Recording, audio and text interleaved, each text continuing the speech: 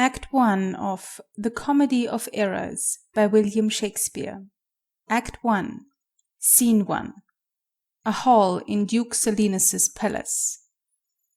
Enter Duke Silenus, Aegeon, jailer, officers, and other attendants. Proceed, Silenus, to procure my fall, and by the doom of death end woes and all. Merchant of Syracuse, plead no more. I am not partial to infringe our laws. The enmity and discord which have late sprung from the rancorous outrage of your Duke to merchants, our well-dealing countrymen, who, wanting guilders to redeem their lives, have sealed his rigorous statutes with their bloods, excludes all pity from our threatening looks. For since the mortal and intestine jars twixt thy seditious countrymen and us, it hath in solemn synods been decreed, both by the Syracusians and ourselves, to admit no traffic to our adverse towns. Nay more, if any born at Ephesus be seen at any Syracusian marts and fairs, again, if any Syracusian born come to the Bay of Ephesus, he die. His goods confiscate to the Duke's dispose, unless 1,000 marks be levied to quit the penalty and to ransom him. Thy substance, valued at the highest rate, cannot amount unto 100 marks. Therefore, by law, thou art condemned to die. Yet this my comfort, when your words are done, my woes end likewise with the evening sun. Well, Syracusian, say in brief the cause why thou departest from thy native home, and for what cause thou camest to Ephesus.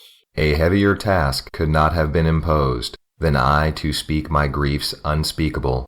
Yet that the world may witness that my end was wrought by nature, not by vile offense, I'll utter what my sorrows give me leave. In Syracusia was I born, and wed unto a woman, happy but for me, and by me, had not our hap been bad. With her I lived in joy. Our wealth increased by prosperous voyages I often made to Epidamnum, till my factor's death and the great care of goods at random left drew me from kind embracements of my spouse, from whom my absence was not 6 months old, before herself, almost at fainting under the pleasing punishment that women bear, had made provision for her following me, and soon and safe arrived where I was. There had she not been long, but she became a joyful mother of 2 goodly sons, and, which was strange, the one so like the other, as could not be distinguished but by names. That very hour, and in the self-same inn, a meaner woman was delivered, of such a burden, male twins, both alike. Those, for their parents were exceeding poor, I bought and brought up to attend my sons. My wife, not meanly proud of 2 such boys, made daily motions for our home return. Unwilling, I agreed. Alas, too soon, we came aboard. A league from Epidamnum had we sailed, before the always wind-obeying deep gave any tragic instance of our harm. But longer did we not retain much hope, for what obscured light the heavens did grant, did but convey unto our fearful minds a doubtful warrant of immediate death, which though myself would gladly have embraced, yet the incessant weepings of my wife, weeping before, for what she saw must come, and piteous plainings of the pretty babes, that mourned for fashion, ignorant what to fear, forced me to seek delays for them and me. And this it was, for other means was none. The sailors sought for safety by our boat, and left the ship, then sinking ripe, to us. My wife, more careful for the latter born, had fastened him unto a small spare mast, such as seafaring men provide for storms. To him one of the other twins was bound, whilst I had been like heedful of the other. The children thus disposed, my wife and I, fixing our eyes on whom our care was fixed, fastened ourselves at either end the mast, and floating straight, obedient to the stream, was carried towards Corinth, as we thought. At length the sun, gazing upon the earth, dispersed those vapors that offended us, and by the benefit of his wished light, the seas waxed calm, and we discovered 2 ships from far making amain to us, of Corinth that, of Epidaurus this. But ere they came, oh let me say no more, gather the sequel by that went before. Nay, forward, old man, do not break off so, for we may pity, though not pardon thee. Oh, had the gods done so, I had not now worthily termed them merciless to us. For ere the ships could meet by twice 5 leagues, we were encountered by a mighty rock, which being violently borne upon, our helpful ship was splitted in the midst, so that in this unjust divorce of us, fortune had left to both of us alike what to delight in, what to sorrow for. Her part, poor soul, seeming as burdened with lesser weight, but not with lesser woe, was carried with more speed before the wind, and in our sight they 3 were taken up by fishermen of Corinth, as we thought. At length another ship had seized on us, and, knowing whom it was their hap to save, gave healthful welcome to their shipwrecked guests, and would have reft the fishers of their prey, had not their bark been very slow of sail, and therefore homeward did they bend their course.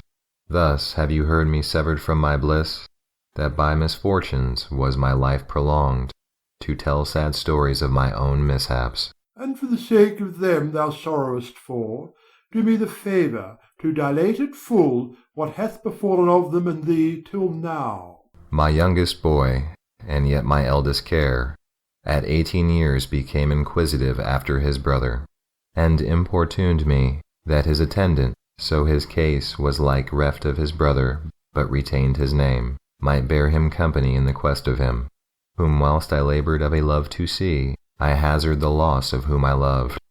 5 summers have I spent in the furthest Greece, roaming clean through the bounds of Asia, and coasting homeward came to Ephesus, hopeless to find, yet loath to leave unsought or that or any place that harbours men. But here must end the story of my life, and happy were I in my timely death, could all my travels warrant me they live. Hapless Aegeon, whom the fates have marked to bear the extremity of dire mishap. Now, trust me, were it not against our laws, against my crown, my oath, my dignity, which princes would they not disannul, my soul would sue as advocate for thee. But though thou art adjudged to the death, and past sentence may not be recalled, but to our honour's great disparagement, yet I will favour thee in what I can. Therefore, merchant, I'll limit thee this day to seek thy life by beneficial help. Try all the friends thou hast in Ephesus. Beg thou, or borrow, to make up the sum, and live. If no, then thou art doomed to die. Jailer, take him to thy custody. I will, my lord. Hopeless and helpless doth Aegeon wend, but to procrastinate his lifeless end. Exeunt. Scene 2. The Mart. Enter Antipholus of Syracuse, Dromio of Syracuse, and first merchant. Therefore give out you are of Epidamnum, lest that your goods too soon be confiscate. This very day a Syracusian merchant is apprehended for arrival here, and not being able to buy out his life, according to the statute of the town, dies ere the weary sun set in the west. There is your money that I had to keep. Go bear to the Centaur where we host, and stay there, Dromio, till I come to thee. Within this hour it will be dinner time. Till that I'll view the manners of the town, peruse the traders, gaze upon the buildings, and then return and sleep within mine inn, for with long travel I am stiff and weary.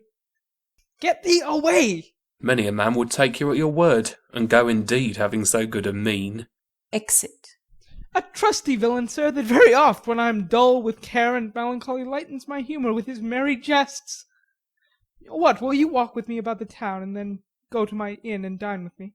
I'm invited, sir, to certain merchants, of whom I hope to make much benefit. I crave your pardon. Soon, at 5 o'clock, Please you, I'll meet with you upon the mart, and afterward consort you till bedtime. My present business calls me from you now. Farewell till then. I will go lose myself and wander up and down to view the city. Sir, I commend you to your own content. Exit. He that commends me to mine own content commends me to the thing I cannot get. I to the world am like a drop of water that in the ocean seeks another drop, who, falling there to find his fellow forth, unseen, inquisitive, confounds himself. So I, to find a mother and a brother, in quest of them unhappy lose myself. Enter Dromio of Ephesus. Here comes the almanac of my true date. What now? How chance thou art returned so soon? Returned so soon? Rather approached too late. The capon burns, the pig falls from the spit. The clock hath strucken 12 upon the bell. My mistress made it 1 upon my cheek. She is so hot because the meat is cold. The meat is cold because you come not home. You come not home because you have no stomach. You have no stomach, having broke your fast. But we that know what 'tis to fast and pray are penitent for your default today. Stop in thy wind, sir. Tell me this, I pray. Where have you left the money that I gave you? Oh, 6pence that I had a Wednesday last to pay the saddler for my mistress Crupper.